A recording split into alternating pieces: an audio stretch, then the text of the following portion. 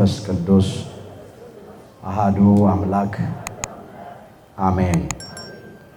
ክቡራን አበው ሊቃውንተ ቤተ ክርስቲያን፣ በየማዕረጋችሁ አባቶቼ ካህናት፣ በአገልግሎት የምትመስሉኝ ወንድሞቼ መምህራን ወንጌል፣ ወንድሞች ዲያቆናት፣ የእግዚአብሔር ልጆች፣ የድንግል ማርያም ወዳጆች እንደምን አመሻችሁ።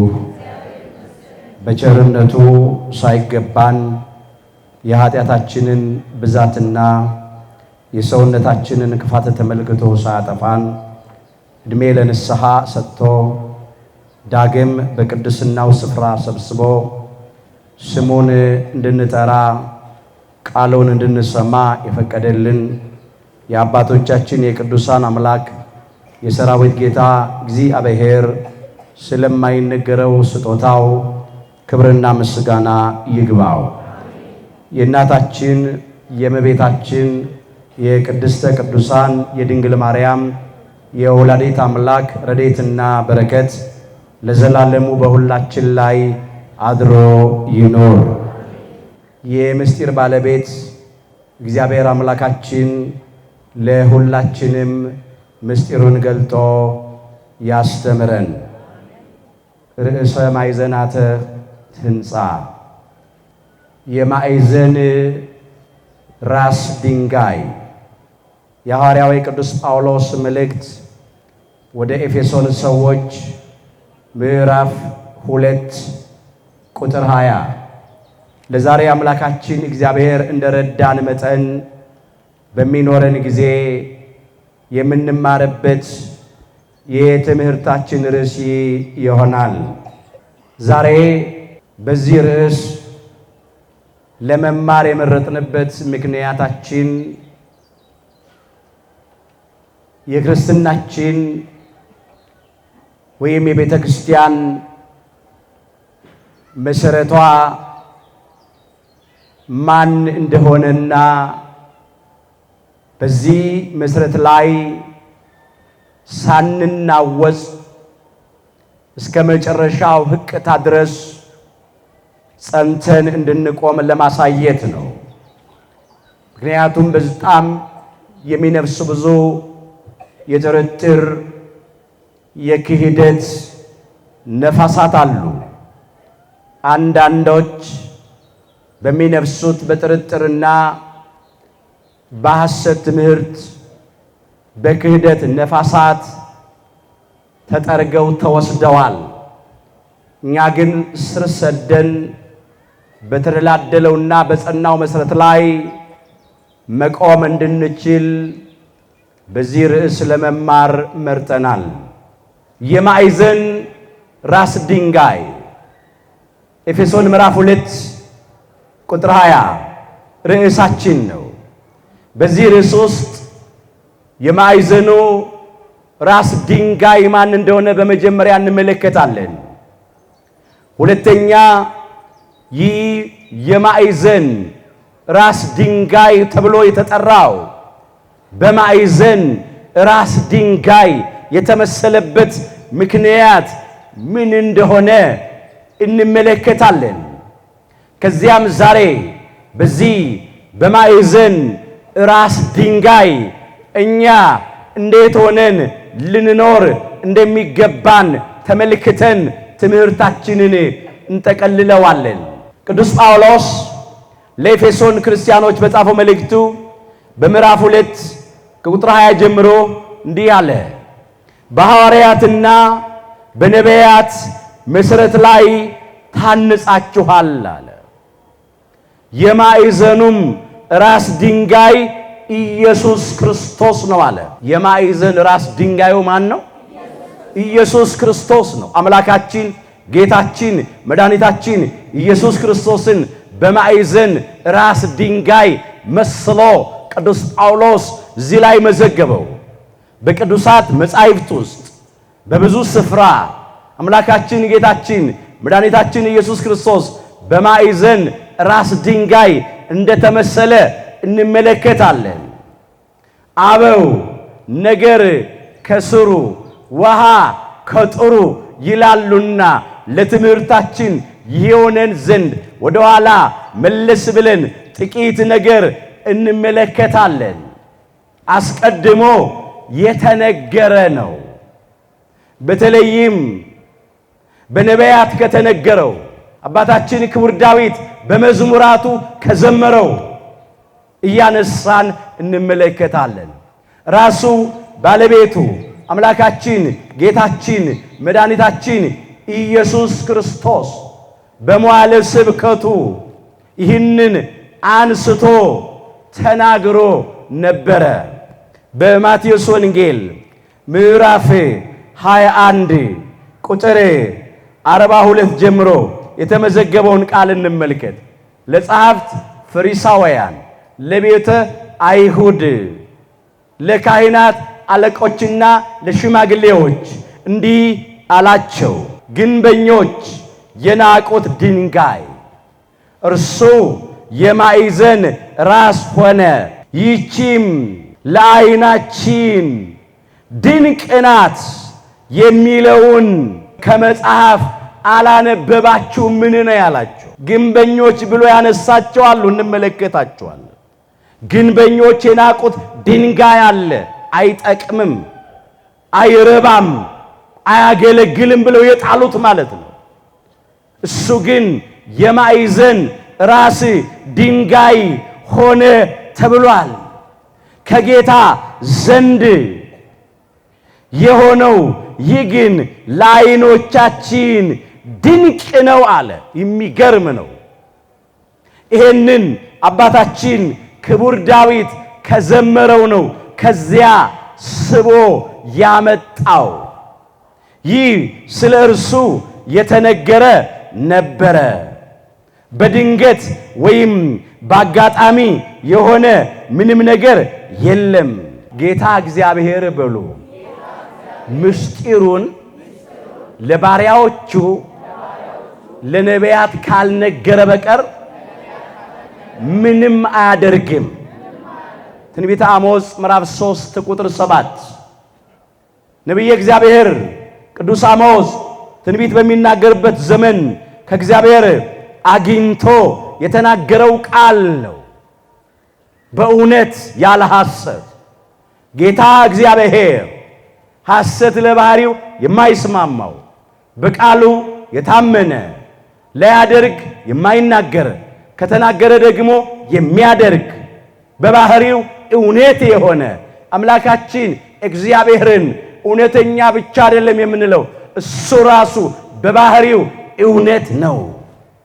በእውነት ጌታ እግዚአብሔር ያለው ለዚህ ነው ነቢዩ አሞጽ ምስጢሩን ለባሪያዎቹ ለነቢያት ካልነገረ በቀር ምንም አያደርግም። ቅዱሳን ነቢያት የእግዚአብሔርን ምስጢር ወደፊት ሊሆን ያለውን ከእግዚአብሔር አግኝተው ተናገሩ። የራቀውን አቀረበላቸው፣ ለእኛም ያቀርብልን። የረቀቀውን አጎላላቸው፣ ለእኛም ያጉላልን። የተሰወረውን ምስጢር ገለጠላቸው፣ ለእኛም ይግለጥልን። ወደፊት ሊሆን የነበረውን ነገር ከመሆኑ አስቀድሞ በመንፈስ ቅዱስ ተመርተው ተናገሩ። ጌታ እግዚአብሔር እንዲህ ይላል እያሉ የእግዚአብሔር አፍ ይህንን ተናግሯል እያሉ ከልባቸው አፍልቀው አይደለም የተናገሩት፣ እግዚአብሔር መንፈስ ቅዱስ ገልጦላቸው እንጂ። በመጽሐፍ የተጻፈው ሁሉ ሙሴ በሕግ መጻሕፍት የጻፈው፣ ክቡር ዳዊት በመዝሙራቱ የዘመረው፣ ቅዱሳን ነቢያት በየዘመናቱ በትንቢት የተናገሩት ከእግዚአብሔር አግኝተውት ነው። ይህንን ነው እዚህ ላይ የሚያነሳው። የዳዊት መዝሙር 117 ከቁጥር 27 ጀምሮ እንደዚህ ይላል፣ ግንበኞች የናቁት ድንጋይ እርሱ የማዕዘን ራስ ሆነ ነው የሚለው። ይህንን ነው አምላካችን ጌታችን መድኃኒታችን ኢየሱስ ክርስቶስ በመዋዕለ ስብከቱ ስቡ አምጥቶ የተናገረው። ይቺ ከእግዚአብሔር ዘንድ ሆነች ለዓይኖቻችንም ድንቅ ናት አለ። ይህ የተነገረው ስለ ባለቤቱ ስለ አምላካችን ስለ ጌታችን ስለ መድኃኒታችን ስለ ኢየሱስ ክርስቶስ ነበረ። የማዕዘኑ ራስ ድንጋይ ኢየሱስ ክርስቶስ ነው እንዳለ ቅዱስ ጳውሎስ። ግንበኞች ግን ንቀውታል። ግንበኞች ያላቸው እነ ሐና እነ ቀያፋ ጸሐፍት ፈሪሳውያን ናቸው በግንበኞች የተመሰሉት። ግንበኞች የሕንፃ ባለሙያዎች ሕንፃውን እንደሚያንጹ ግንቡን እንደሚገነቡ እንደሚሰሩ ቤቱን እነሱ ደግሞ ሕንፃ እግዚአብሔርን ሰውን እንዲሰሩ ታዘው ነበረ በእግዚአብሔር ቃል በእግዚአብሔር ሕግ። አንትሙሰ ሕንፃ እግዚአብሔር አንትሙ ይላል። እናንተ ግን የእግዚአብሔር ሕንፃ ናችሁ። አንደኛ ቆሮንቶስ ምዕራፍ 3 ቁጥር 9 ላይ የተመዘገበ ይለቃል። እናንተ የእግዚአብሔር ሕንፃ ናችሁ። እኛ የሰው ልጆች ሕንፃ ሥላሴ ነን፣ ሕንፃ እግዚአብሔር ነን። እግዚአብሔር አምላካችን በእጆቹ ያበጃጀን በመዳፎቹ የቀረጸን ግሩምና ድንቅ አድርጎ የሰራን በአርአያውና በመልኩ የፈጠረን አባታችን ክቡር ዳዊት እንዲህ ብሎ እንደዘመረ እጆች ሰሩኝ አለ አበጃጁኝም አለ እንዳስተውል አድርገኝ ነው ያለው የዳዊት መዝሙር 118 ቁጥር 73 ላይ። እግዚአብሔር በእጆቹ ነው ያበጃጀን። ሁላችን እንደምናውቀው የመጀመሪያውን ሰው የሁላችንን አባት አዳምን እግዚአብሔር ከምድር አፈር አበጀው ነው የሚለው። በአፍንጫውም የሕይወትን እስትንፋስ እፍ አለበት፣ ሰውም ሕያው ነፍስ ያለው ሆነ። ዘፍጥረት 2 ቁጥር 7 ላይ እግዚአብሔር አምላክም አለ ሰውን ከምድር አፈር አበጀው፣ በአፍንጫውም የሕይወትን እስትንፋስ እፍ አለበት፣ ሰውም ሕያው ነፍስ ያለው ሆነ ነው የሚለው። ከአራቱ ባህርያተ ሥጋና ከሦስቱ ባህርያተ ነፍስ እግዚአብሔር እኛን ፈጥሮናል፣ አበጅቶናል። አራቱ ባህርያተ ሥጋ የምንላቸው መሬት ወይም አፈር፣ ውሃ፣ እሳትና ነፋስ ናቸው። እነኚህ ፍጥረታውያን ናቸው፣ ምድራውያን ናቸው። በዚህ እንሞታለን፣ እንፈርሳለን፣ እንበሰብሳለን፣ ኃላፊ ጠፊ ናቸው። እነኚህ ሦስቱ ባህርያተ ነፍስ የሚባሉት ነፍሳችን ልባዊት ናት። እናስባለን፣ እንመራመራለን፣ እንራቀቃለን። ልባዊነት አለን። ልባዊት ነፍስ ስለተሰጠችን ነባቢነት አለን። ነፍሳችን ነባቢት ናት። ቋንቋ፣ አንደበት፣ ልሳን አለን። ነፍሳችን ሕያዊት ናት። ሕያውነት አለን። ዘላለማውያን ነን፣ ሕያዋን ነን። በነፍሳችን ለዘላለም አንሞትም፣ ሕያዋን ነን። ይህ አምላካችን እግዚአብሔርን የመሰልንበት ባህሪ ነው። እፍ ከተባለብን ከሕይወት እስትንፋስ የተነሳ ነው። የምታስብ ልብ፣ የምትናገር ልብ፣ ሕያዊት ወይም ዘላለማዊት ሆና የምትኖር ነፍስ የተሰጠችን እግዚአብሔርን የመሰልንበት ባህሪ ነው። ስለዚህ እኛ ሕንፃ እግዚአብሔር ነን፣ በእጆቹ ያበጃጀን። በጥንተ ተፈጥሮ ያለውን ነገር ነው። በአዲስም ተፈጥሮ ያለውን እንመጣበታለን። ግንበኞቹ ጸሐፍት ፈሪሳውያን ቤተ አይሁድ ነበሩ። ግንበኞቹ የናቁት ድንጋይ የማዕዘን ራስ ድንጋይ ሆነ የተባለው አምላካችን ጌታችን መድኃኒታችን ኢየሱስ ክርስቶስ ነው። ጸሐፍት ፈሪሳውያን ቤተ አይሁድ ንቀውታል፣ አልተቀበሉትም፣ አላመኑበትም። የዮሴፍ ልጅ ብለዋል፣ ፍጡር ብለዋል፣ ጋኔን ያደረበት ያበደ ብለዋል። በአጋንንት አለቃ በቤልዜቡል ተአምራት የሚያደርግ ብለውታል፣ አልተቀበሉትም። ወደ እርሱ ወደ ሆነው መጣ በሉ። የገዛ ወገኖቹም አልተቀበሉትም። የዮሐንስ ወንጌል ምዕራፍ 1 ቁጥር 11 ወደ እርሱ ወደ ሆነው መጣ። አምላካችን ጌታችን መድኃኒታችን ኢየሱስ ክርስቶስ የተወለደው ከብራዊቷ ድንግል ከቅድስተ ቅዱሳን ከንጽሕተ ንጹሐን ከብጽዕተ ብፁዓን ከድንግል ማርያም ነው።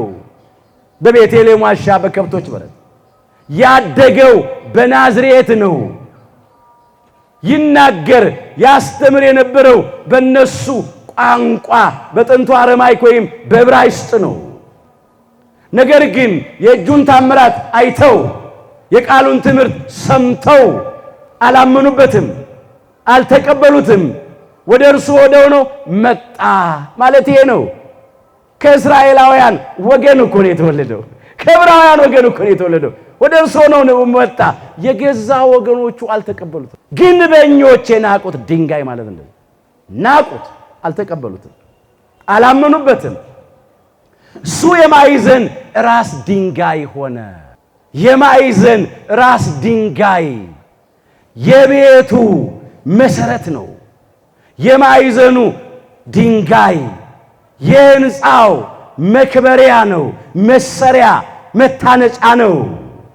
የማዕዘኑ ራስ ድንጋይ ሁለቱን ግድግዳዎች የሚያጋጥም ነው፣ አንድ የሚያደርግ ነው። የማዕዘኑ ራስ ድንጋይ ድንጋዮቹ ሁሉ የሚሰበሰቡበት ነው። ይሄንን ነው እየተነተን የምናየው። በጣም ብዙ ምስጢር ያዘለ ነው። የማዕዘኑ ራስ ድንጋይ ግንበኞች ናቁት።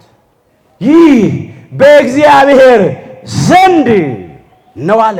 በባሕርይ አባቱ በእግዚአብሔር አብ ፈቃድ፣ በባሕርይ ሕይወቱ በእግዚአብሔር መንፈስ ቅዱስ ፈቃድ፣ በራሱም በእግዚአብሔር ወልድ ፈቃድ ለድኅነተ ዓለም ለቤዛ ዓለም ከሰማየ ሰማያት ወርዶ ከቅድስተ ቅዱሳን ከድንግል ማርያም ከሥጋዋ ሥጋ ከነፍሷ ነፍስ ነስቶ በተዋሂዶ ከብሮ ከሷ ተወልዶ በሥጋ ማርያም ተገልጧልና ይህ ከእግዚአብሔር ዘንድ ነው፣ ከሰው አይደለም፣ ከሱ ዘንድ ነው የሆነው።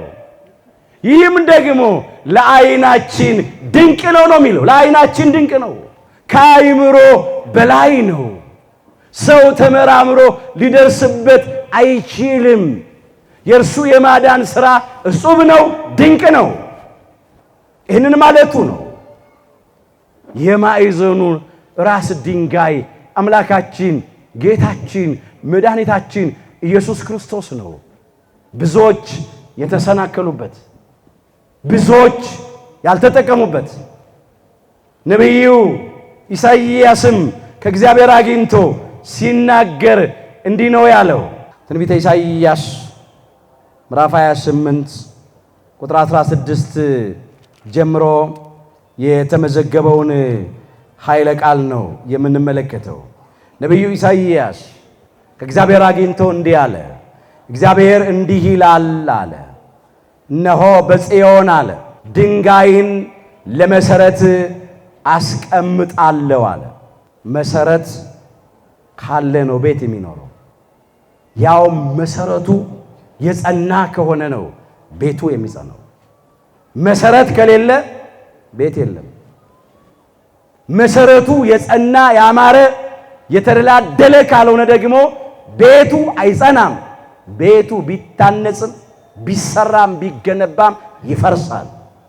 ስለዚህ ድንጋይ ሲናገር እንዲህ አለ። ይህ ድንጋይ ለመሰረት የሚቀመጠው ድንጋይ የተፈተነውን አለ የከበረውን መሰረት የጸናውን የማዕዘን ድንጋይ የሚያምን አያፍርም። ስለዚህ ይሄንን የማዕዘን ድንጋይ የሚያምን ምን አይልም? አያፍርም። ማን ነው የማዕዘን ራስ ድንጋይ ያልነው? ማን ነበረ? አምላካችን ጌታችን መድኃኒታችን ኢየሱስ ክርስቶስ። የማዕዘኑን ድንጋይ የሚያምን አያፍርም ብሎ ነቢዩ ኢሳይያስ አስቀድሞ ተናገረ። ይህ ፍጻሜ እንዴት አገኘ? በጊዜው የተነገረው ትንቢት እንዲፈጸም የተቆጠረው ሱባዔ በደረሰ ጊዜ ይህ የማዕዘን ራስ ድንጋይ አምላካችን ጌታችን መድኃኒታችን ኢየሱስ ክርስቶስ በጽዮን ተገኘ። በጽዮን ድንጋይን ለመሰረት አስቀምጣለሁ አለ። ለጊዜው በጽዮን በቦታው ይህ የማዕዘን ራስ ድንጋይ አምላካችን ጌታችን መድኃኒታችን ኢየሱስ ክርስቶስ ተገኘ። ስለ ቦታው ስለ ጽዮን ብቻ ግን አይደለም። ስለ ጽዮን ስለ አማናዊቷ ጽዮን ስለ ቅድስተ ቅዱሳን ስለ ድንግል ማርያም ስለ ወላዲተ አምላክ የተነገረ ቃል ነው። ጽዮን ማለት አምባ፣ መጠጊያ፣ ማደሪያ፣ መሸሸጊያ ማለት ነው። ከአማናዊቷ ጽዮን ከቅድስተ ቅዱሳን ከድንግል ማርያም ይህ ማዕዘን ራስ ድንጋይ አምላካችን ጌታችን መድኃኒታችን ኢየሱስ ክርስቶስ ተወልዶ ዓለሙን ለማዳን ተገለጠ። በጽዮን ድንጋይን ለመሰረት አስቀምጣለሁ። የሕይወታችን መሰረት፣ የክርስትናችን መሰረት፣ የሃይማኖታችን መሰረት አምላካችን ጌታችን መድኃኒታችን ኢየሱስ ክርስቶስን አማናዊቷ ጽዮን ቅድስተ ቅዱሳን ድንግል ማርያም ወላዲተ አምላክ ወልዳ ሰጠችን። ክብር ይግባት ድንግል ማርያም ወላዲተ አምላክ። ይህንን ነው ያነሳው። ይህ የማዕዘን ራስ ድንጋይ ለመሰረት ይቀመጣል የተባለው ድንጋይ የተፈተነ ነው አለ። በብዙ መከራ ተፈትኗል። የተፈተነ የከበረ ነው ደግሞ አለ። እነጻ ኃይል ንጹሕ ነው። እቀደስ ኃይል ቅዱስ ነው። እከብር ኃይል ክቡር ነው። ኃጢአት ለባህሪው የማይስማማው ንጹሐ ባህሪ ጻድቀ ባህሪ ነውና ለዚህ ነው የከበረውን መሰረቱ የጸናውን የማይናወጸውን ድንጋይ ወይም አለት ጽኑ ነው። የቀን ሐሩርና የሌሊት ቁር ቢፈራረቅበት ይቋቋማል፣ ጽኑ ነው። በዚያ በጽኑ አለት ወይም ድንጋይ መሰለው። እሱም ብዙ መከራ ስቃይ ተፈራረቀበት። ነገር ግን አልተለወጠም፣ አይለወጥም፣ ጽኑ ነውና ከባህሪ አባቱ ከእግዚአብሔር አብ ከባህሪዎቱ ከእግዚአብሔር መንፈስ ቅዱስ ጋር የተካከለ አንድ አምላክ ነውና እግዚአብሔር ወልድ ኢየሱስ ክርስቶስ ክብር ምስጋና ይግባው። የጸና መሰረት ቤተ ክርስቲያን የተሰራችው የተመሰረተችው በዚህ አለትነት ላይ ነው። በዚህ የማዕዘን ራስ ድንጋይነት ላይ ነው። በሐዋርያትና በነቢያት መሰረት ላይ ታንጻችኋል። የማዕዘኑ ራስ ድንጋይ ኢየሱስ ክርስቶስ ነው ያለው ለዚህ እኮ ነው። ቅዱሳን ነቢያት እንዲህ ብለው የተናገሩለት እሱ ነው። በጽዮን ለመሰረት የተቀመጠው የተፈተነ የከበረ መሰረቱ የጸና የማዕዘን ራስ ድንጋይ አምላካችን ኢየሱስ ክርስቶስ ነው። ነቢያት ተናግረውለታል። ግንበኞች የናቁት ድንጋይ የማዕዘን ራስ ሆነ ብሎ ክቡር ዳዊት የዘመረለት እሱ ነው። በነቢያት የትንቢት ቃል አምናችኋል ማለት እኮ ነው። ነቢያት ትንቢት ተናግረውለታል። ሐዋርያትም ደግሞ ወንጌልን ሰብከውለታል፣ መስክረውለታል። ይሄን ደግሞ በዛ በፊልጶስ ቂሳርያ አምላካችን ጌታችን መድኃኒታችን ኢየሱስ ክርስቶስ ሰዎች የሰውን ልጅ ማን እንደሆነ ይሉታል ብሎ ጠየቀ። በማቴዎስ ወንጌል ምዕራፍ 16 ቁጥር 13 ጀምሮ ታሪኩ ተመዝግቧል። አንዳንዶቹ ኤርምያስ ነው ይሉሃል፣ አንዳንዶቹ ኤልያስ ነው ይሉሃል፣ አንዳንዶቹ መጥምቁ ዮሐንስ ነው ይሉሃል፣ አንዳንዶቹ ደግሞ ከነቢያት አንዱ ሳይሆን አይቀርም ይሉሃል አሉት። ሰዎች እሱን ማን እንደሚሉት ሳያውቅ ቀርቶ አይደለም። እሱ ከድርጊት በፊት ያውቃል፣ ከሐሳብም በፊት ያውቃል። በሱ ዘንድ የማይገለጥ የተከደነ የማይታወቅ የተሰወረ ምንም ነገር የለም። ነገር ግን ሰዎች ተሳስተው የነቢያትን ፈጣሪ የነቢያትን አምላክ ነቢይ ከነቢያት አንዱ እያሉ ስለተሰናከሉበት እሱ የባህሪ አምላክ የባህሪ ጌታ የባህሪ ፈጣሪ እንደሆነ እንዲረዱ እንዲያውቁ በዚያ ዘመን ላሉትም እስከ ዕለተ ምጽአት ድረስ ለሚነሱትም ሁሉ በጥርጥር በሐሰት ትምህርት እንዳይሰናካከሉ እንዳይክዱ ለማድረግ ይህን ጥያቄ ጠየቀ። ከዚያስ እንዲህ አላቸው፣ እናንተስ ማን እንደሆንኩ ትሉኛላችሁ አለ። ሁሉን ትታችሁ የተከተላችሁኝ የእጄን ተአምራት ያያችሁ የቃሌን ትምህርት የሰማችሁ እናንተ ማን እንደሆንኩ ትላላችሁ አለ። ሊቀ ሐዋርያት ቅዱስ ጴጥሮስ እንዲህ ብሎ መሰከረ። አንተ አለው ክርስቶስ የሕያው እግዚአብሔር ልጅ ነህ አለው። ይህ ምስክርነት ሰጥቶ አንተ ክርስቶስ ይመጣል ተብለህ ትንቢት የተነገረልህ ሱባኤ የተቆጠረልህ ክርስቶስ መሲሒው የሕያው እግዚአብሔር አብ ልጅ ነህ አለው። ከዚያም እንዲህ አለ አምላካችን ጌታችን መድኃኒታችን ኢየሱስ ክርስቶስ የዮና ልጅ ስምዖን ሆይ ይሄንን የገለጠልህ የሰማዩ አባቴ ነው እንጂ ሥጋና ደም አልገለጠልህምና አንተ ብፁዕ ነህ፣ ንዑድ፣ ክቡር፣ ምስጉን ነህ አለው። ሥጋዊ ደማዊ መምህር ይሄን አልገለጠልህም። ሥጋውያኑ ደማውያኑ መምህራንማ ጻፍት ፈሪሳውያን ቤተ አይሁድማ ምን አሉ? ከነቢያት አንዱ ነው አሉ።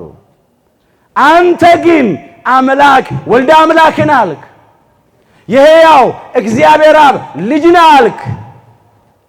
አስተውለህን የመሰከረው ለዚህ ነው። ሥጋዊ ደማዊ መምህር አልገለጠልህም። ሌላው ሥጋዊ ደማዊ ጥበብህ ዕውቀትህ ይሄንን ምስጢር አልገለጠልህም። በሥጋዊ በደማዊ ጥበብማ ከነቢያት አንዱ ነቢይ ነው፣ ፍጡር ነው አሉኝ። የዮሴፍ ልጅ ነው ብለዋል እኮ። ተሰናክለውበታል፣ አላመኑበትም። ነገር ግን የሰማዩ አባቴ ይህንን ምስጢር ስለገለጠልህ አምላክ ወልደ አምላክ ብለህ መሰከርክ አለው። ወልደ እግዚአብሔር ሕያው፣ ወልደ ማርያም ስግው፣ ወልደ አብ ወልደ ማርያም ወልደ ዋሂድ በተዋሂዶ የከበረ ስግው ቃል ሰው የሆነ አምላክ ብሎ ነው የመሰከረው ቅዱስ ጴጥሮስ። ከዚያም እንዲህ አለው አንተ አለት ነህ። ጴጥሮስ ቃሉ የጽር ወይም የግሪክ ነው። ኬፋ ቃሉ የጥንት አረማይክ ወይም የዕብራይስጥ ነው። ትርጉሙ ኮህ ማለት ነው። አለት ወይም ድንጋይ ማለት ነው። የስሙ ትርጉም የቅዱስ ጴጥሮስ አንተ አለት ነህ። የመሰከርከው ምስክርነት የተናገርከው ቃል እንደ አለት የጸና ነው። በዚች አለት ላይ አንተ በመሰከርከው ምስክርነት በተናገርከው ቃል ላይ ምን በሚለው ቃል ላይ አንተ ክርስቶስ የሕያው እግዚአብሔር ልጅ ነህ በሚለው ቃል ላይ ቤተ ክርስቲያኔን እሰራታለሁ። ይሄ ነው የማዕዘኑ ራስ ድንጋይ።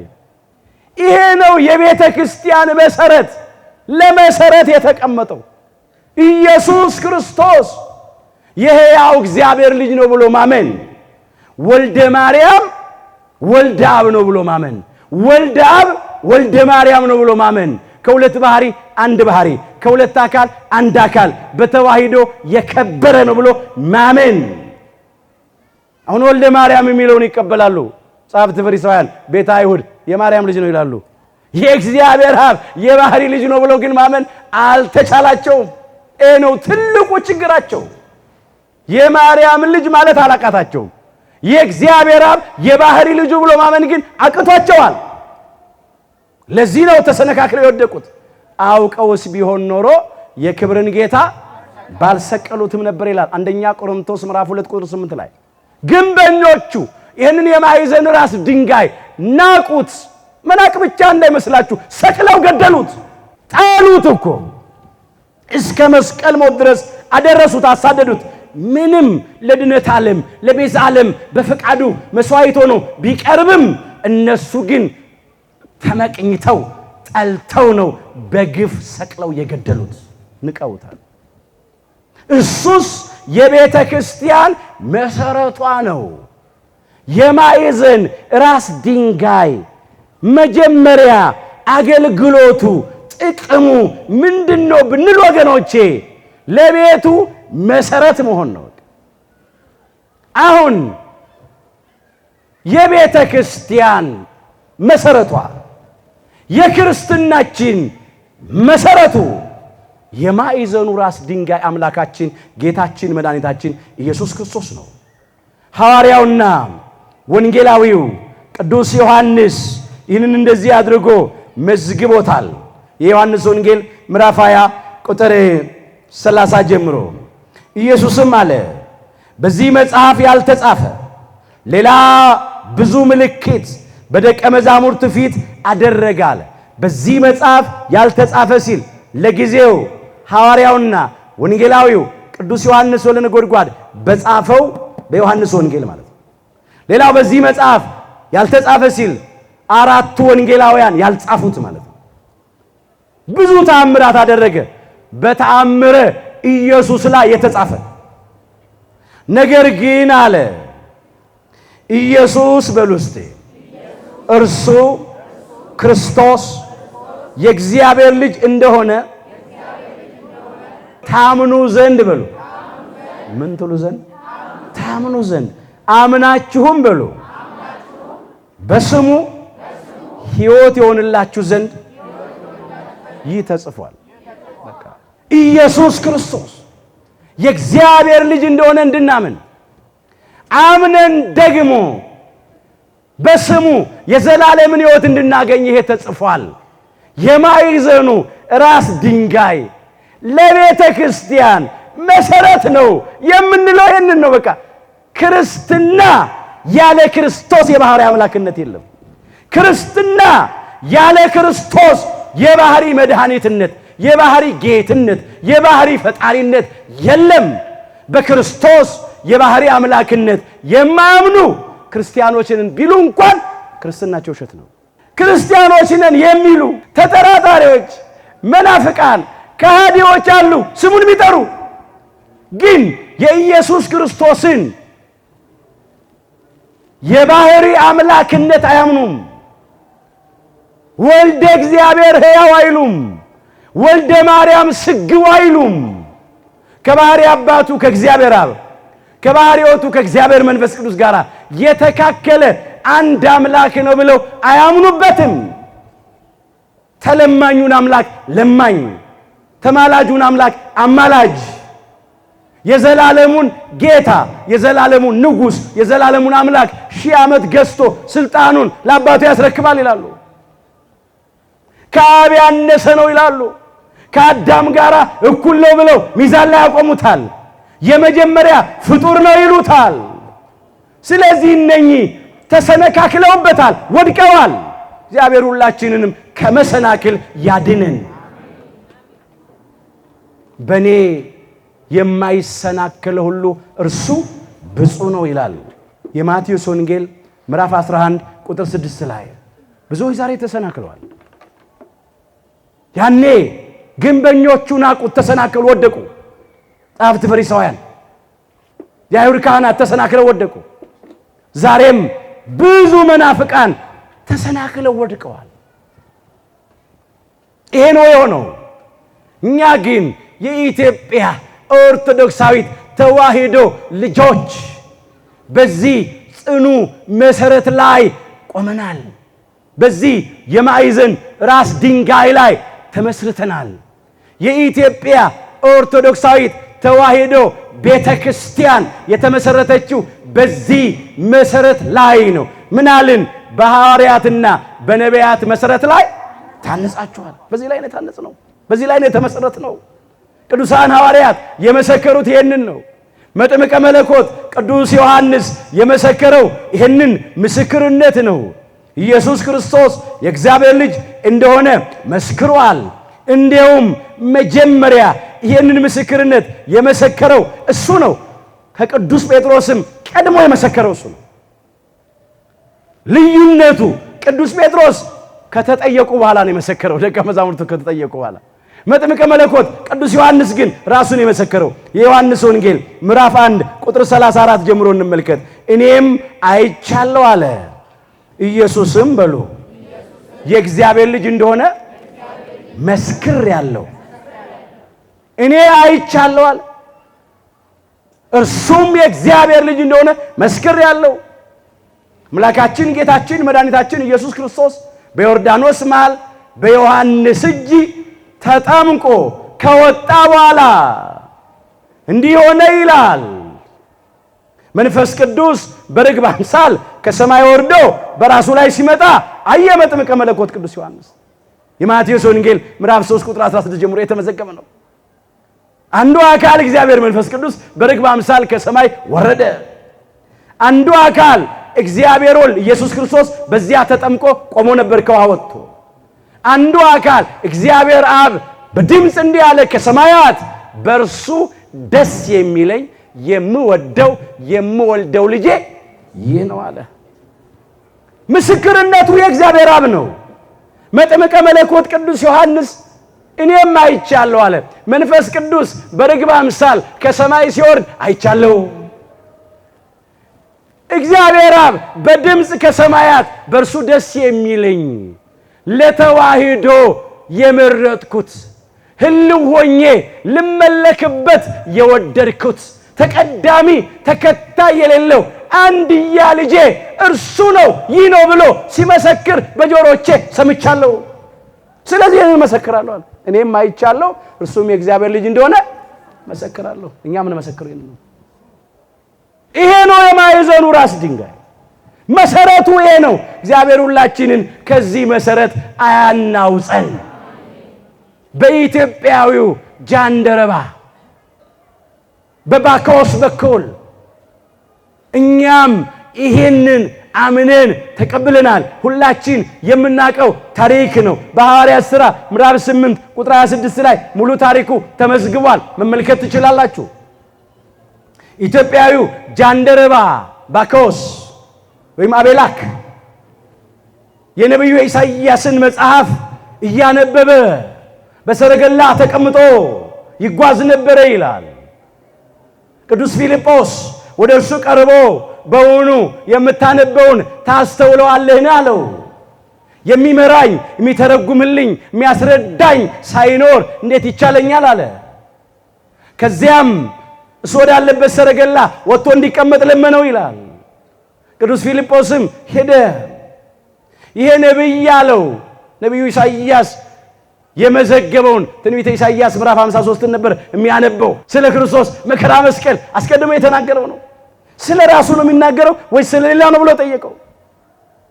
ቅዱስ ፊልጶስም ከዚህ መጽሐፍ ጀምሮ ይላል ስለ ኢየሱስ ክርስቶስ ወንጌልን ሰበከለት። ስለማን? ስለ ኢየሱስ ክርስቶስ።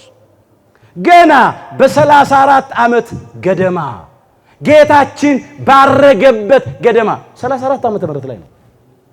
ኢትዮጵያዊው ጀንደረባ ከቅዱስ ፊልጶስ ወንጌልን ስለ ኢየሱስ ክርስቶስ ተማረ።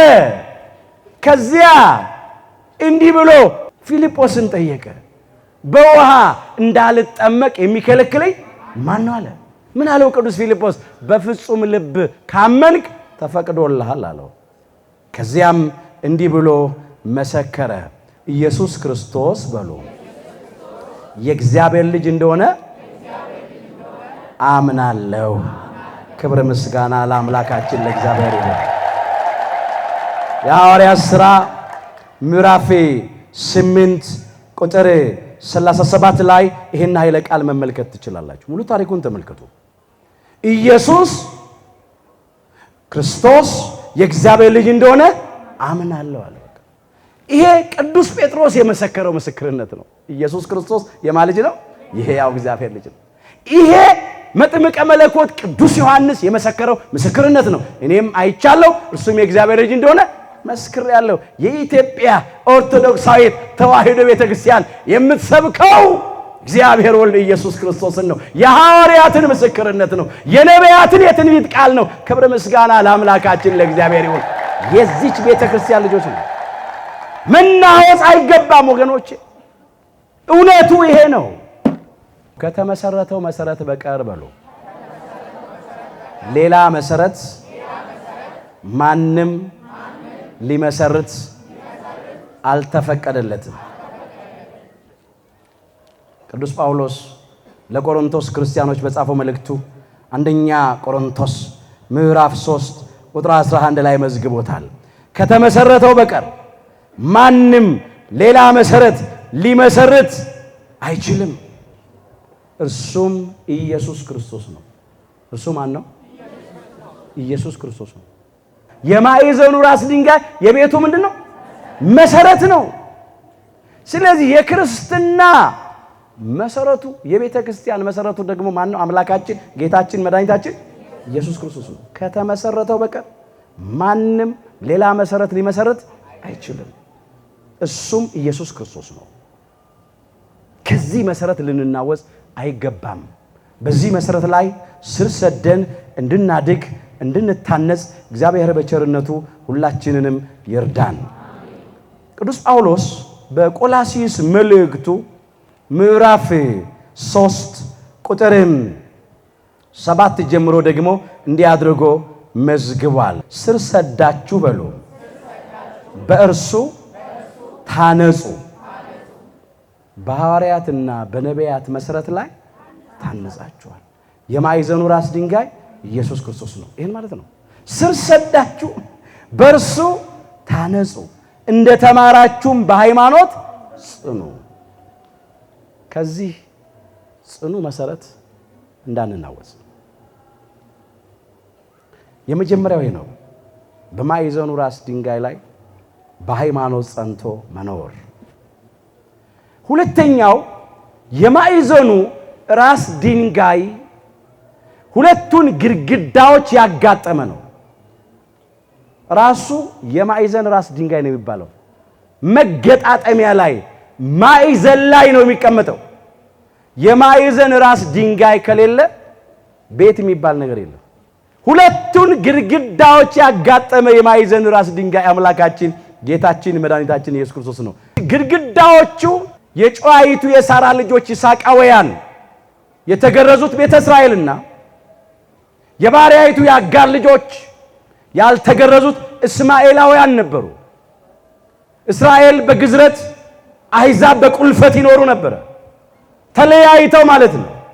እነኚህን ሁለቱን ግድግዳዎች ያገናኘው ያዋሃደው አንድ ያደረገው የማዕዘን ራስ አምላካችን ጌታችን መድኃኒታችን ኢየሱስ ክርስቶስ ነው። ኤፌሶን ምዕራፍ 2 ቁጥር 14 ጀምሮ እንመልከት። እርሱ ሰላማችን ነውና ይለዋል። የሰላምን አምላክ፣ የሰላምን አባት፣ የሰላምን አለቃ፣ የሰላምን ንጉሥ ሰላማዊ ኢየሱስ ክርስቶስን ነው። እርሱ ሰላማችን ነውና አለው። ሁለቱን ያዋሃደ። ሁለቱን ምን ያለ? ያዋሃደ። የማዕዘን ራስ ድንጋይ ዓላማው ሁለቱን ግድግዳዎች ማዋሃድ ነው። በትእዛዛትም የተነገሩትን በመካከል ያለውን የጸብ ግድግዳ በስጋው ያፈረሰ ይላል። በዕለተ ዓርብ በቀራንዮ መስቀል ላይ ተሰቅሎ ነው ያንን የጸብ ግድግዳ ያፈረሰው። በቤዛነቱ በመስዋዕትነቱ አፈረሰው። የጸብን ግድግዳ አፈረሰ አለ። ይህም አለ ከሁለታቸው አንድን አዲስን ሰው። ስንት ሰው? አንድ አዲስ ሰው በራሱ ይፈጥር ዘንድ ሰላምንም ያደርግ ዘንድ ጥልንም በመስቀሉ ገድሎ ነው ያለው። የጸብን ግድግዳ በዕፀ መስቀል ላይ ተሰቅሎ አፈረሰው። አንድን አዲስን ሰው ፈጠረ። ሕዝብ፣ አሕዛብ፣ ነጭ፣ ጥቁር፣ ባለጠጋ፣ ድሃ፣ ጌታ፣ ባሪያ፣ ወንድ፣ ሴት፣ አይሁዳዊ፣ ግሪካዊ ማለት የለም። አሁን በክርስቶስ ሁላችን አንድ ሆነናል። የማዕዘኑ ራስ ድንጋይ ድንጋዮቹን ሁሉ ይሰበስባል። ድንጋዮቹ የሚሰበሰቡት በማዕዘን ራስ ድንጋይ አማካኝነት ነው። አንድ የሚሆኑት በማዕዘን ራስ ድንጋይ አማካኝነት ነው። በአምላካችን በጌታችን በመድኃኒታችን በኢየሱስ ክርስቶስ ቤዛነትና መስዋዕትነት አንድ ሆንን። የጸብን ግድግዳ ያፈረሰ አንድ ያደረገን አምላካችን ጌታችን መድኃኒታችን ኢየሱስ ክርስቶስ ስለማይነገረው ስጦታው ክብርና ምስጋና ይግባው። ድንጋይ ሁሉ በእርሱ ተጋጥሟል። እንመለስ እስቲ እዚህ ኤፌሶን 2 ቁጥር 20 ላይ በሐዋርያትና በነቢያት መሠረት ላይ ታንጻችኋል፣ የማዕዘኑም ራስ ድንጋይ ኢየሱስ ክርስቶስ ነው አለ። ደግሞ ቀጠለና እንዲህ አለ፣ በእርሱም አለ በዚህ በማዕዘን ራስ ድንጋይ ሕንፃ ሁሉ እየተጋጠመ። ሕንፃ ሁሉ ምን እያለ እየተጋጠመ። እኛ የእግዚአብሔር ምኖች ነን፣ ሕንፃዎች ነን። ሕንፃ ሁሉ እየተጋጠመ፣ ሕንፃ ሁሉ አንድ እየሆነ ማለት ቤት ለመሆን ሕንፃ ሁሉ በሱ እየተጋጠመ አለ በጌታ ቅዱስ ቤተ መቅደስ እንዲሆን ያድጋል አለ። ሕንፃ ሁሉ እየተጋጠመ እግዚአብሔር ቅዱስ ቤተ መቅደስ ያድርገን። በፍቅር የተለየ በፍቅር የተቀደሰ ለእግዚአብሔር ክብር የምንኖር ሕንፃዎች። የማዕዘኑ ራስ ድንጋይ ሁለቱን ግድግዳዎች አጋጥሟል፣ አዋህዷል፣ አንድ አድርጓል። ባካችሁ እሱ ያፈረሰውን የጸብ ግድግዳ እኛ ስንገደግድ ስንገነባ እንገኝ። ዛሬ እኮ እያፈረሱ ነው። እጅግ እኮ ያሳዝናል። በቆዳ ቀለም እየለያዩ አፍርሰውናል። ዓለም ይሄን ያደረገ ነው።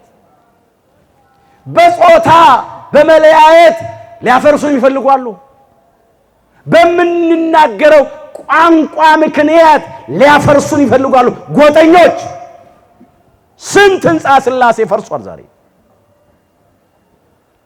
በማዕዘኑ ራስ ድንጋይ በኢየሱስ ክርስቶስ የተጋጠመ የተዋሃደ አንድ የሆነ የእግዚአብሔር ቤተ መቅደስ ሕንፃ ሥላሴኛ አካል እያፈረሱት ነው ያሉት።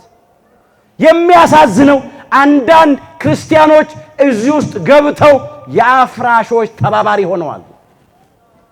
በየቀኑ እኮ ዛሬ በሀገራችን ስንት ሕንፃ ሥላሴ ይፈርሳል መሰላችሁ?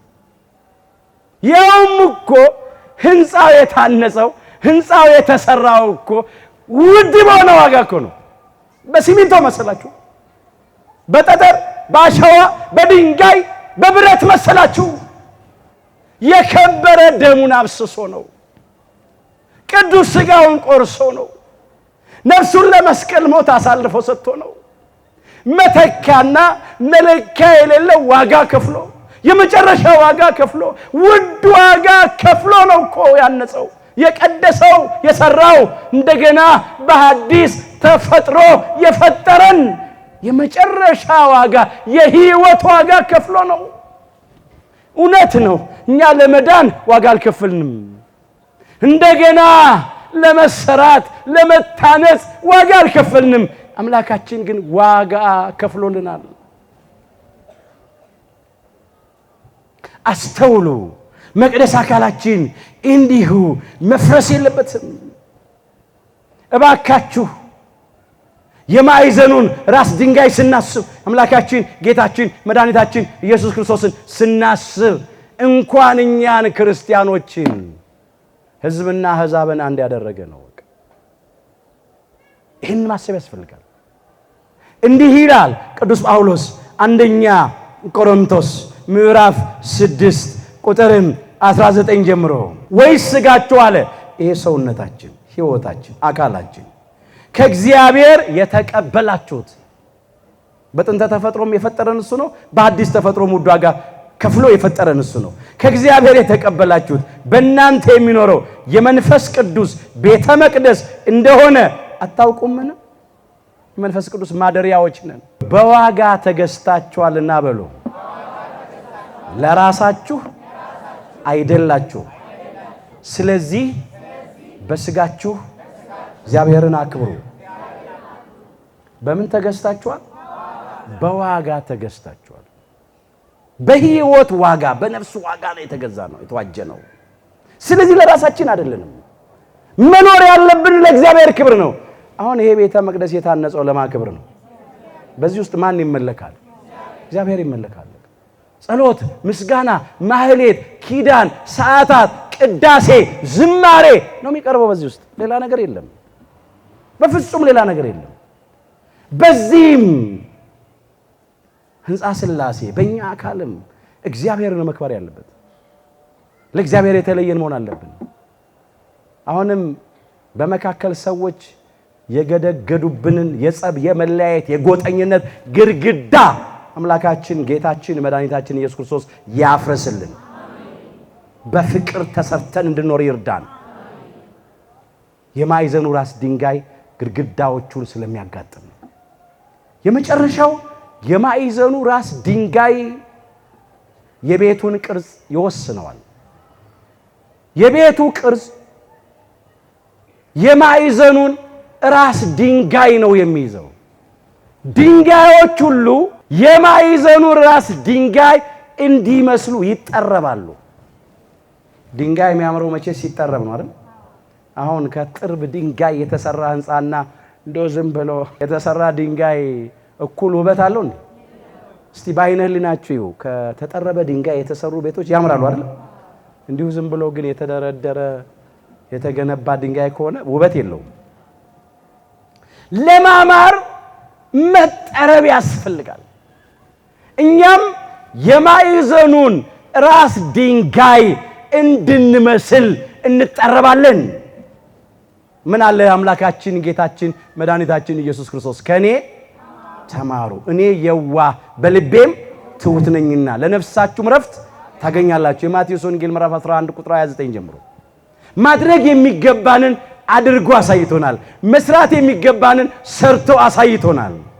ስለዚህ እሱን እንድንመስል ከሱ ተምረን እሱን አብነት አራይ አድርገን እኛም እንጠረባለን።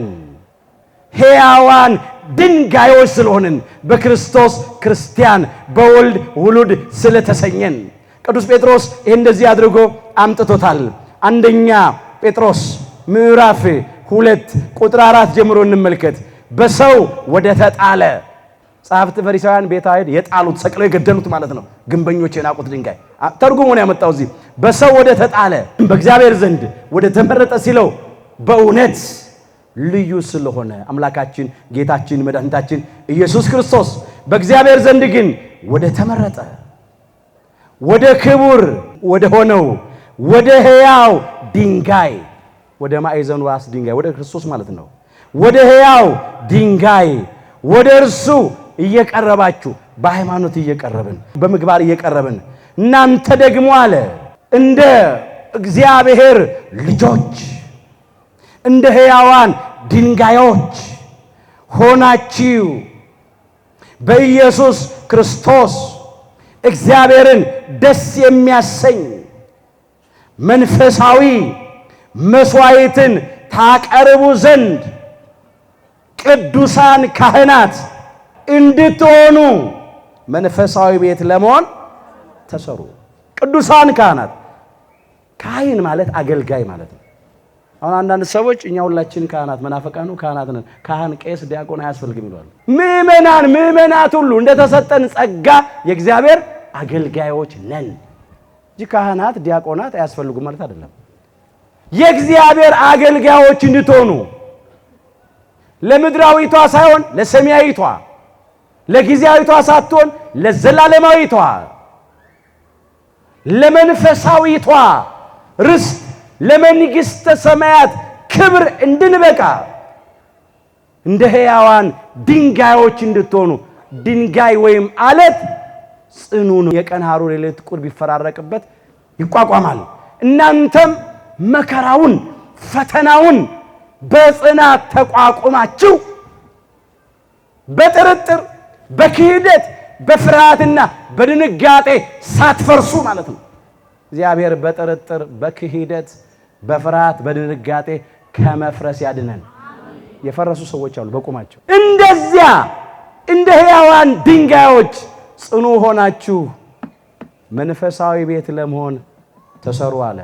እግዚአብሔር መንፈሳዊ ቤት አድርጎ ይስራን። የፍቅር ቤት፣ የትህትና ቤት፣ የትዕግስት ቤት፣ የይቅርታ ቤት፣ የየዋህነት ቤት፣ የደግነት የታማኝነት ቤት አድርጎ ይስራን። ከዚህ አስቀድመን የተመለከትነውን እሱ ስቦ ያመጣል። በነቢያት የተነገረውን የሐዋርያትም ቃል ይሄ ስለሆነ እነሆ የተመረጠና የከበረ የማዕዘን ራስ ድንጋይ በጽዮን አኖራለሁ፣ በእርሱም የሚያምን አያፍርም። እኛ በድንጋይ አይደለም የምናምነው፣ በማዕዘን ራስ ድንጋይ በአምላካችን በጌታችን በመድኃኒታችን በኢየሱስ ክርስቶስ ነው የምናምነው። በእርሱ የሚያምን አያፍርም ተብሎ ተጽፏልና አለ። ከትንቢተ ኢሳይያስ ምዕራፍ 28 ቁጥር 16 ነው ስቦ ያመጣው። እንዲሁ አለ ክብሩ ለእናንተ ለምታምኑት ነው አለ። ክብረ ምስጋና ለአምላካችን ለእግዚአብሔር ይሁን። ክብሩ ለእናንተ ለምታምኑት፣ ለማያምኑ ግን አናጢዎች የጣሉት ድንጋይ እርሱ የማዕዘን ራስ ሆነ። በእውነት ለዓይናችንም ድንቅ ናት። ይህ የማሰናከያ ዓለት ሆነባቸው፣ ተሰናከሉበት። የእንቅፋት ድንጋይ ሆነባቸው። የማያምኑ ስለሆኑ በቃሉ ይሰናከሉበታል። ለዚህም ደግሞ የተመደቡ ናቸው ይላል። እየተሰነካከሉ ይወደቋሉ። ቤተ እስራኤል አብዛኞቹ ተሰናክለው ወድቀዋል። ከቅዱሳን ሐዋርያት፣ ከ72ቱ አርድእት፣ ከቅዱሳት አንስት እና ደግሞ እነሱን ከመሰሉ ከነሱ መሃል ከተለዩት ከወጡት በስተቀር በጣም ብዙዎቹ በዚህ የእንቅፋት ድንጋይ በዚህ የመሰናክል ድንጋይ ተሰነካክለው ወድቀዋል። ዛሬም ብዙዎች እየተሰናከሉ፣ እኛ ግን ጸንተን ልንኖር ይገባናል። አምላካችን እግዚአብሔር ሁላችንን በእውነት ከዚህ መሰረት አያናውጽን። ለሱ ማደሪያ ሆነን እንድንሰራ ይርዳን። በቤተ መቅደሱ የምናሰተው ሽታ የዕጣን መዓዛ ነው። እኛ መንፈሳዊ ሽታ እንድንሸት ይርዳን። የአንዳንዶቻችን መዓዛ ተበላሽቷል። ህንፃው የሚታነጸው ቤተ መቅደሱ የሚታነጸው እኛ በውስጡ ምንድን ነው? እንድንታነጽ ነው፣ እንድንሰራ ነው። የመሰሉት የታነጹት እነ ቅዱስ ጳውሎስ ምን ይሉ ነበር? እኔ ክርስቶስን እንደምመስል እናንተም እኔን ኖሮበት እኮ ነው እንደሚጽፈው። እኛ አሁን ያላድራሻችን ነው የምናነበው። እንመስለዋለን። አሁን ይሄን የማዕዘን ራስ ድንጋይ እንመስላለን እኛ። እሱ ፍቅር ነው፣ ፍቅር አለ። እሱ መምህረ ትሕትና ነው፣ ትሑታን ነን። እሱ የዋህ ነው፣ የዋሃን ነን። እሱ ይቅር ባይ ነው። እስከ መስቀል ሞት ድረስ እንደዚያ ባለ መከራ አሰቃይተው ሰቅለው የገደሉትን ይቅር ነው ያለው። እኛ ይቅር ባዮች ነን። እሱ እስከ መስቀል ሞት ድረስ ታግሷል። በመከራ ታግሶ አሳይቶናል። ትዕግስት አለን። ቅዱስ ጳውሎስ ፍለጋውን ስለተከተለ ፈቃዱን ስለፈጸመ እንደ እግዚአብሔር ቸርነት እንደ ቃሉ ስለኖረ እኔ ክርስቶስን እንደምመስል እናንተ እኔን ምሰሉ አለ። በቃ ልቡን ሞልቶ አንደኛ ቆሮንቶስ 11 ቁጥር 1 ላይ መሰለው። በቃ የማዕዘኑ ራስ ድንጋይ የህንፃውን የድንጋዮቹን ቅርጽና መልክ ይወስናል። እግዚአብሔር አምላካችን ሁላችንንም እሱን እንድንመስል በቃሉ ይጥረበን። ድንጋይ በመዶሻ ይጠረባል መልኩን ለመምሰል ውበቱ እንዲወጣ እንዲያምር። ያም በእግዚአብሔር ቃል ነው የምንሰራው። ትውልድ የሚሰራው በእግዚአብሔር ቃል ነው። ትውልድ የሚታነጸው በእግዚአብሔር ቃል ነው። መጠረብ አለብን። መማር፣ መመከር፣ መገሰጽ አለብን። ያኔ ውበታችን ይወጣል፣ ያምራል። በእኛ ምክንያት ሰዎች ይድናሉ። መቼስ ያማረ ቤት ሲታይ ምን ነው እዚህ ቤት ውስጥ ገብቼ በኖርኩ ያሰኛል፣ ያሰኛል። ያማረ ህይወት ያለውም ሰው ይቀናበታል። ምን የታደለ ነው ነው የሚባለው። መቼስ እንደው እግዚአብሔር እንዴት አድሎታል ነው የሚባለው። ይሄ ደግሞ ጠማማ ማይመች ከሆነ ደግሞ ወጪ ወራጁ ይረግመዋል። እግዚአብሔር በእውነት በመልክ እሱን እንድንመስል ይርዳን። መልክ ስላችሁ የአፋዊ መልክ አይደለም፣ የህይወት መልክ ነው፣ የኑሮ ነው። ክርስትና የሚጠሩበት ስም ብቻ አይደለም፣ የሚኖርበትም ህይወት ነው። በሐዋርያትና በነቢያት መሰረት ላይ ታንጻችኋል። የማዕዘኑም ራስ ድንጋይ ኢየሱስ ክርስቶስ ነው። በሐዋርያትና በነቢያት እምነት አምናችኋልም ነው። የነሱ እምነት ነው የኛ እምነት። በሐዋርያትና በነቢያት መሰረት ላይ ታንጻቸዋል። የነቢያትንና የሐዋርያትን አምላክ ነው የምናመልከውኛ። እግዚአብሔር በእንግዳ ትምህርት ከመወሰድ ያድነን። የእግዚአብሔርን ቃል የተናገሯችሁን ዋኖቻችሁን አስቡ። የኑራቸውን ፍሬ የተመለከታችሁ በእምነታቸው መሰሏቸው። ኢየሱስ ክርስቶስ ትናንትና ዛሬ እስከ ለዘላለም ያው ነው። ልዩ ልዩ አይነት በሆነ በእንግዳ ትምህርት አትወሰዱ። ዕብራውያን 13 ቁጥር 7 ጀምሮ የእግዚአብሔርን ቃል የተናገሩንን ዋኖቻችን ቅዱሳን ነቢያትን፣ ቅዱሳን ሐዋርያትን፣ ጻድቃን ሰማዕታትን፣ ሊቃውንተ ቤተ ክርስቲያንን፣ የሃይማኖት አባቶችን እናስብ። የኑሯቸውን ፍሬ ጽድቃቸው፣ ምግባራቸው፣ ቅድስና ንጽህናቸውን እየተመለከታችሁ በእምነታቸው ምሰሏቸው። ሃይማኖት ለውጡ፣ ሃይማኖት አድሱ አልተባለም። ይሄንን አጽንተን እንያዝ። ኢየሱስ ክርስቶስ ትላንትና ዓለም ሳይፈጠር ዘመን ሳይቆጠር ከዘላለም ዛሬ ዓለም ከተፈጠረ ዘመን ከተቆጠረ በኋላ እስከ ዕርገት እስከ ምጽአት ደግሞ ነገም ዓለምንም አሳልፎ ከምጽአት በኋላ ያው የባህሪ አምላክ ነው። ልዩ ልዩ አይነት በሆነ በእንግዳ ትምህርት አትወሰዱ። እንደ እንግዳ ደራሽ፣ እንደ ውሃ ፈሳሽ፣ እንደ ወፍ ዘራሽ በሆነ ትምህርት ከመወሰድ ያድነን። ልባችሁ በጸጋ ቢጸና መልካም ነው እንጂ በመብል አይደለም። በዚህ የሚሰሩባት አልተጠቀሙምና ጸጋ ሆኖ በተሰጠን በቅዱስ ወንጌል ጸጋ ሆኖ በተሰጠን በጥምቀት ባገኘነው በልጅነት ጸጋ በቅዱስ ሥጋው በክቡር ደሙ ጸጋ በመስቀሉ ጸጋ ስፍር ቁጥር በሌለው በመንፈስ ቅዱስ ጸጋ ሆና በተሰጠችን በቅድስተ ቅዱሳን በድንግል ማርያም በወላዲተ አምላክ ቃል ኪዳን ልባችሁ በጸጋ ቢጸና መልካም ነው እንጂ በመብል አይደለም። በዚህ የሚሰሩባት አልተጠቀሙምና እግዚአብሔር አምላካችን ከተደላደለውና ከጸናው መሰረት ሁላችንን አይለየን። በሐዋርያትና በነቢያት መሰረት ላይ ታንጻቸዋል። የማዕዘኑ ራስ ድንጋይ ኢየሱስ ክርስቶስ ነው። ኤፌሶን ምዕራፍ 2 ቁጥር 20 የሁላችንን መጨረሻችንን አምላካችን እግዚአብሔር በቸርነቱ ያሳምርልን። ይቆየን።